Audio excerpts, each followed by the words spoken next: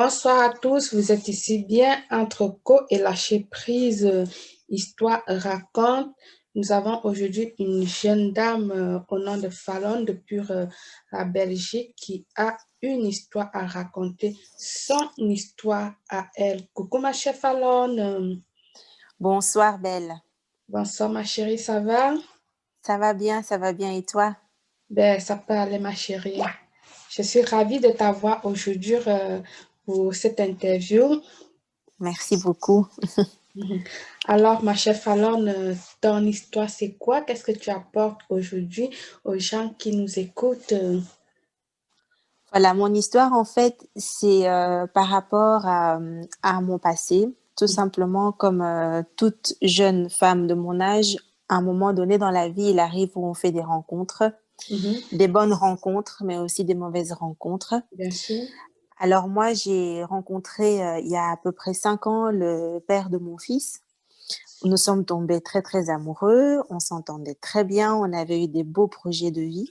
Mhm, Mais avec le temps, en étant dans la relation, il m'a avoué un secret très lourd qu'il avait en fait toujours en lui depuis un bon moment. Et comme on s'entendait très bien, qu'on avait des projets, je pense qu'il a eu envie de libérer son cœur. mhm, Alors, ce qui s'est passé, c'est que il m'a avoué que dans la relation passée avec laquelle il était, avec la première femme avec qui il est resté 15 ans, mhm. il ne voulait pas avoir des enfants avec elle parce que il estimait qu'il ne serait pas un bon père. Ouais. Il était tellement bloqué dans cette démarche dans sa tête qu'il a été même faire une vasectomie. Et Hmm, donc, il avait fermé son canal déférent et donc, il ne mhm, savait plus du tout avoir des enfants. mhm. Donc, moi, quand on s'est rencontrés, nous, les femmes, on regarde toujours avec les yeux de femmes amoureuses. On ne regarde pas Bien sûr. toujours tout ce qu'il y a comme facteur dans la relation. Mhm. J'ai été très, comment dirais-je, retournée par cette situation. J'ai vraiment été très, très perplexe parce que j'étais avec un homme qui était incapable de me donner des enfants. Et donc, moi, je voulais fonder une famille. Là, Euh, ma chère Fallon, je peux juste te poser une question. oui. Ben, pourquoi est-ce qu'il était si traumatisé d'avoir des enfants? Je veux dire, pourquoi il était si traumatisé, la peur de penser qu'il ne va pas être un bon père. Pourquoi? Mais Qu'est-ce je qu'il pense a que eu? Je pense qu'en fait, c'est une peur qui était vraiment ancrée en lui, Mhm, qui était un peu inexpliquée et qu'il n'a jamais su surpasser. Il a mhm, toujours été persuadé qu'il ne serait pas un bon père. Pourtant, lui-même, il vient d'une famille quand même où ils étaient 3 enfants. Lui, c'était l'aîné. mhm. Il vient d'une famille assez stable. Ses parents se sont mariés religieusement. Ouais. Donc, c'est quelqu'un qui vient d'une famille stable. Il a grandi dans un foyer stable. Il n'y avait pas de raison pour avoir des peurs comme ça inexpliquées. Mm. Mais malheureusement, c'était quelque chose qui était dans son esprit, qui Ouais. était dans Il a sa tête. développé ça pour lui Voilà, rester, quoi. Alors, voilà, voilà. monsieur s'en va faire une vasectomie pour ne pas avoir d'enfant et vous êtes ensemble. Qu'est-ce qui se passe, ma chérie? Voilà, donc à ce moment-là, quand il m'annonce ça, moi, pour moi, c'était la douche froide. Ah ben oui, bien sûr. C'était pour moi vraiment le monde qui s'écroulait parce que j'étais amoureuse, je voulais construire ma vie avec lui, je voulais avoir des enfants. Moi, je viens d'une très grande famille, nous sommes Mhm. 6 dans ma famille. Je viens aussi d'une famille avec des parents qui sont mariés religieusement depuis maintenant plus de 40 ans. La seule chose qui a séparé mes parents, c'est la mort, parce que mon papa est décédé il y a 5 ans d'un Ouais. cancer. Donc, Ah, je viens d'une famille très, très soudée et mes moi, j'ai condoléances, grandi ma chérie. vraiment. Merci, merci beaucoup, Belle. Je viens d'une famille très soudée, donc moi, j'ai toujours voulu aussi avoir des enfants. Ouais, Et ouais. donc, quand il m'a annoncé ça, c'était très difficile pour moi. J'étais vraiment départagée, de partir ou de rester, de partir ou de rester. Alors, j'ai eu foi en Dieu en disant, ce n'est pas quelque chose qui va ne pas être irréversible parce que Mhm. on vit en Europe et il y a énormément de méthodes, de techniques scientifiques pour pouvoir en fait faire une réanastamose, donc c'est-à-dire l'ouverture du canal déférent pour Bien sûr. pouvoir Avoir un avoir autre des enfant. enfants. Ouais. Voilà. Donc je suis restée avec lui, je l'ai accompagné parce que c'était quelque chose de très lourd pour lui Bien à sûr, il porter fallait ton assist, psychologiquement. effectivement. Voilà, voilà, et il avait toujours cette peur aussi que je puisse partir, que je puisse l'abandonner, que je puisse aller dans les bras d'un autre homme. Donc peur de pas pouvoir me garder dans la relation. Il était vraiment devenu traumatisé à l'idée de pouvoir me perdre un jour. Mais l'amour a triomphé et moi j'ai cru en notre histoire et nous sommes restés. Ouais, Nous sommes restés ensemble, je l'ai soutenu, je l'ai emmené dans plusieurs hôpitaux, je l'ai accompagné à des rendez-vous chez les andrologues pour pouvoir avoir des avis médicaux, pour être sûr que la réanastamose n'est pas une opération aussi qui pourrait avoir des conséquences aussi. Parce qu'il faut mhm. toujours être sûr Bien avant de sûr, pouvoir il se faut faire peser opérer. le pour et le contre, savoir quels sont les avantages et les inconvénients et tout avant de se soumettre à, à n'importe quelle opération, quoi. Oui, tout à fait. Mhm. Donc moi, j'ai eu foi en Dieu parce que je suis très croyante et j'ai vraiment voulu l'accompagner Amen. jusqu'au bout dans cette démarche. Alors, je l'ai accompagné, il a fait donc, l'opération et puis quelque temps après, il devait retourner contrôle régulièrement pour aller faire des contrôles, vérifier si tout allait bien. Mais les andrologues ont toujours dit, après l'opération, après la réanastamose, je pouvais donc, avoir des enfants de manière tout à fait naturelle avec lui. Naturel. Mhm. Voilà, ou alors par la suite, si ça ne fonctionnait pas de manière naturelle, ben, dans ce cas-là, il faut envisager ce qu'on appelle les fécondations in In vitro. vitro, oui. Mm. Voilà. Mais dans mon cas à moi, Dieu nous a vraiment fait grâce parce que 6 mois après, je suis tombée enceinte tout Oh à fait là naturellement. là, ça c'est super.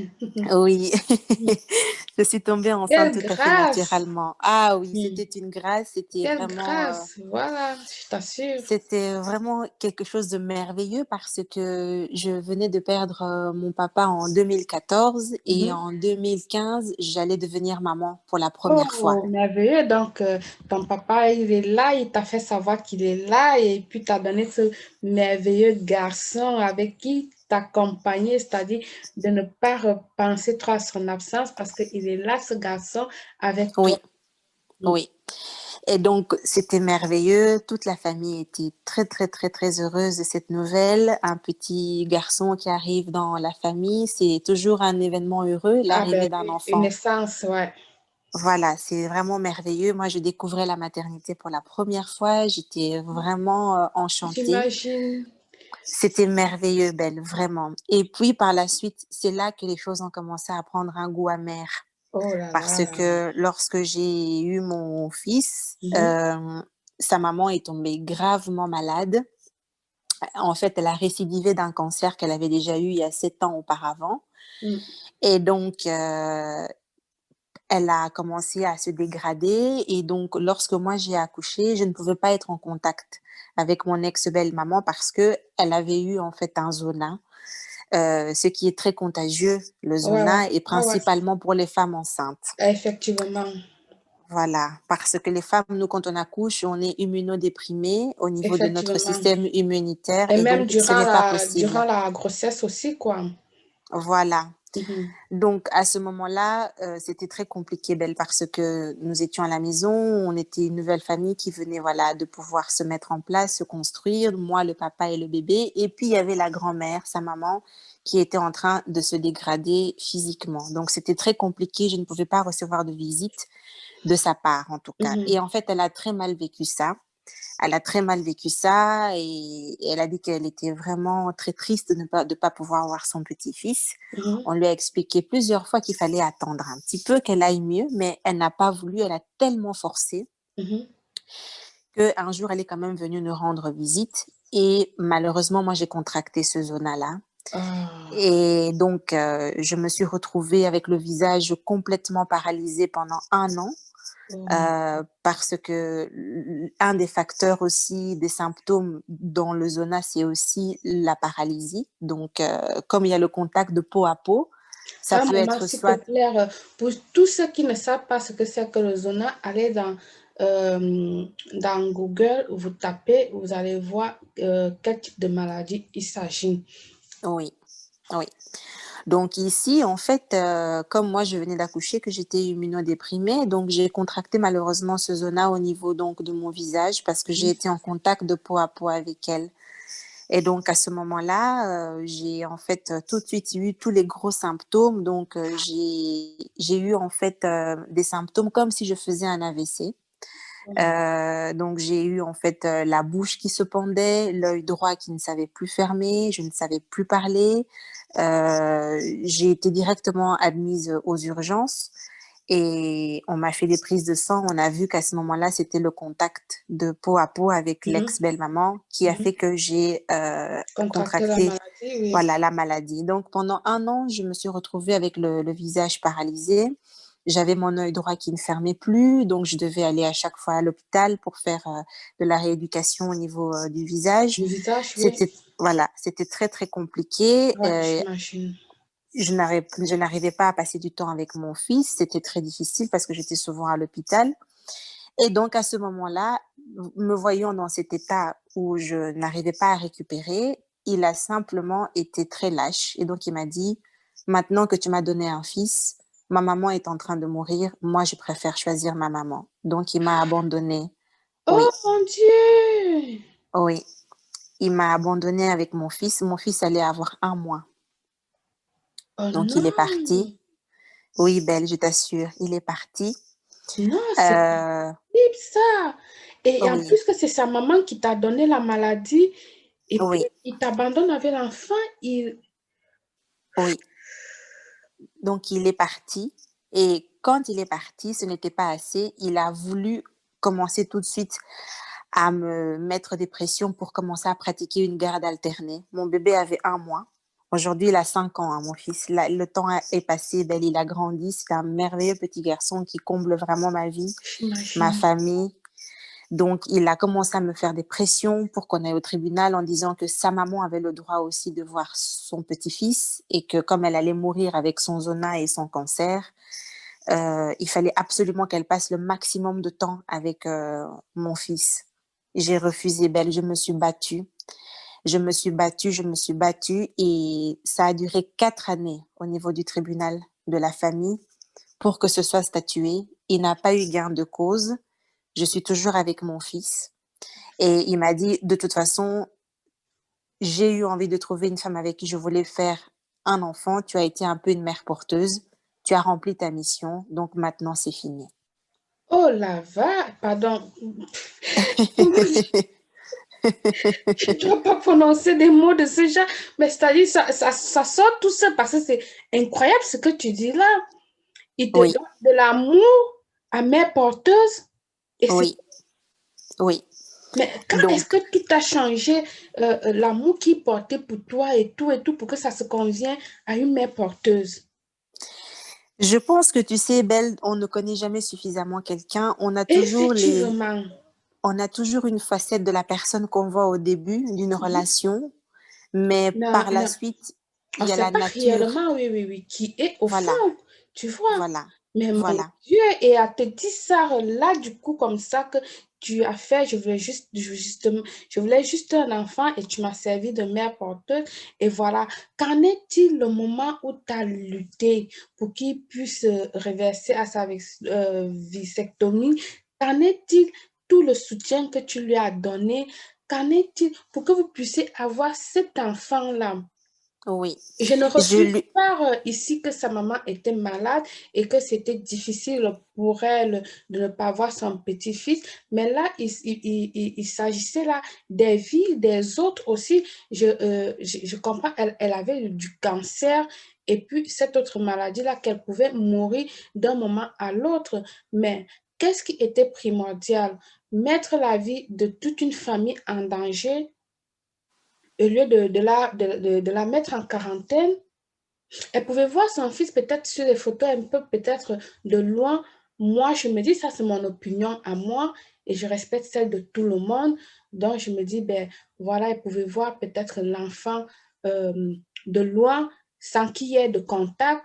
Elle pouvait te voir de loin sans qu'il y ait de contact. Et voilà, la preuve est que là, du coup, lorsqu'elle est venue vous rendre visite, c'est pas l'enfant, c'est pas son fils, c'est toi Oui, qui a chopé la maladie, qui a pris la maladie. Et sur quoi, après, il te balance ça comme ça. Je ne oui, sais pas quel cœur t'as pu supporter ça, franchement. oui. C'est pas Ça a avec été quel pour cœur. moi, ça a été pour moi un électrochoc, Belle. Ça a été une succession, en fait, de dégradation mentalement, d'avoir des chocs comme ça, de nouvelles comme ça qui se suivaient parce que tu vis avec quelqu'un, tu as des projets. Nous nous sommes fiancés. Nous étions déjà fiancés.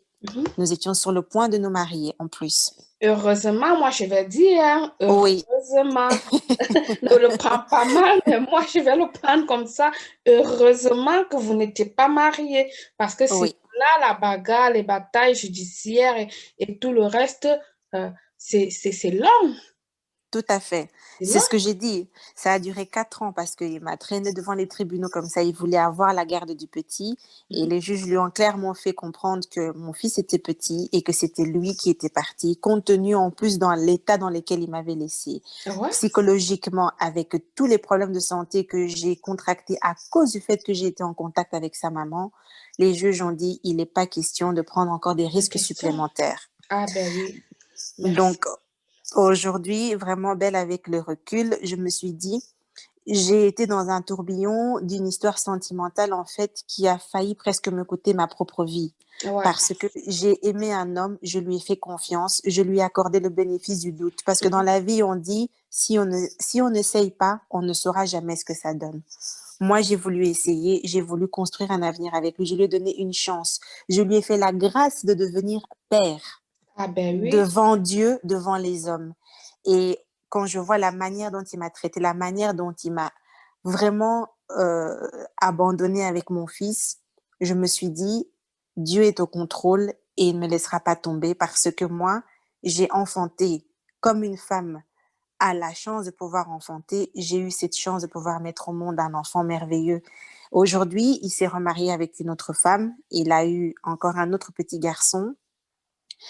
Nos rapports sont plus ou moins, on va dire, normaux. On arrive à s'entendre pour Pour notre le fils, mais petit. ça n'a pas été facile. Ça n'a Ouais. pas été facile parce que il m'a mené la vie dure et je n'ai pas lâché et j'ai vraiment eu difficile, mais c'est Dieu, ma famille qui m'ont permis de tenir. Et donc, à travers mon témoignage ce soir, je voulais dire, surtout aux jeunes femmes, quand vous rencontrez un homme, étudiez-le vraiment.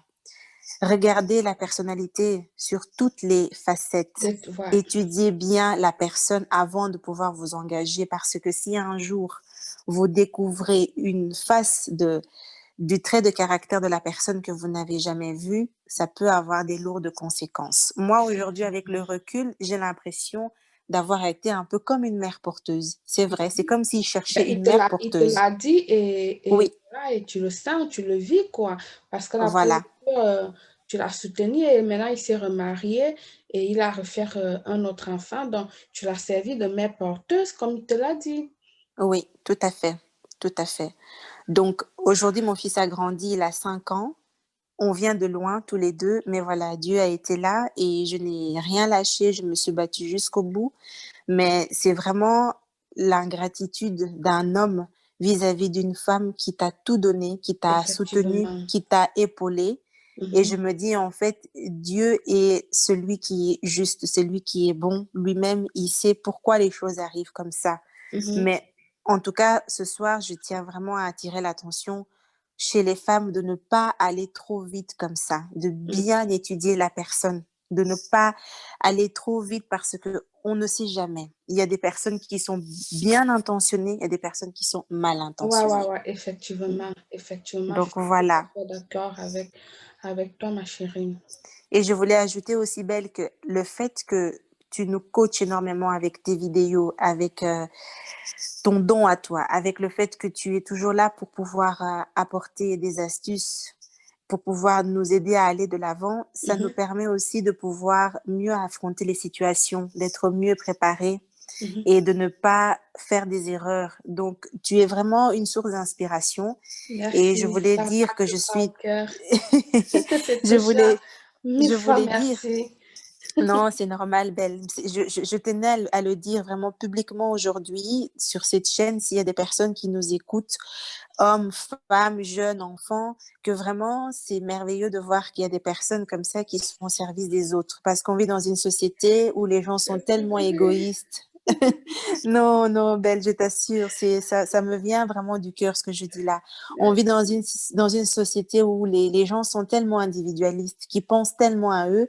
Mais toi, je pense qu'avec le don que tu as, c'est comme si en fait, chez toi, on peut frapper à n'importe quelle heure et tu as toujours une parole réconfortante, un geste réconfortant, Merci.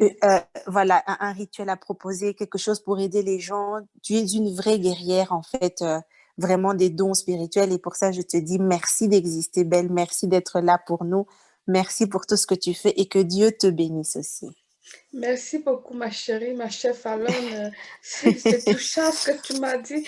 Et c'est des témoignages de ce genre qui me font, qui me donnent la force d'avancer parce que je ne vais pas vous mentir. C'est dur d'avoir ce don. C'est vraiment dur parce que là, je n'ai pas de vie, je ne fais rien.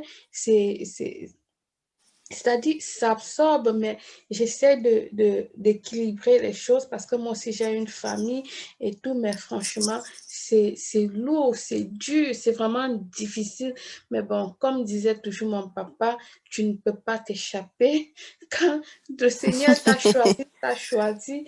Et voilà, donc ce sont des témoignages comme le vôtre, comme ça, qui me donnent le courage de continuer, même quand j'ai envie de lâcher. Et je sais bien que je ne peux pas lâcher parce que vous êtes tellement nombreux et nombreuses qui sont mes patients et voilà que je coach ou pas coacher, que je soigne ou pas, qui ont besoin d'écouter ma voix, que je leur donne un conseil et ci et ça.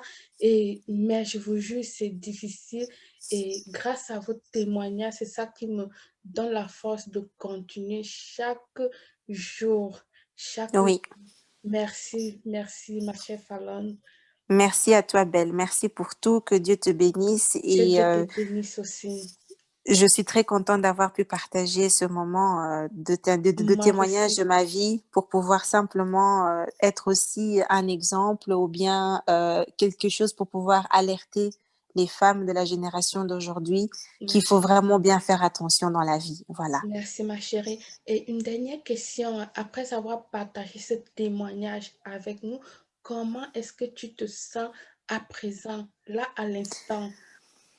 Mais je me sens bien parce que je pense que c'est important de pouvoir partager des choses comme ça parce que c'est bien de pouvoir aussi dire aux gens son expérience, son vécu, parce qu'il y a des femmes qui sont parfois dans la même situation et qui ont Et peur de qui n'ose parler, pas de parler, ouais.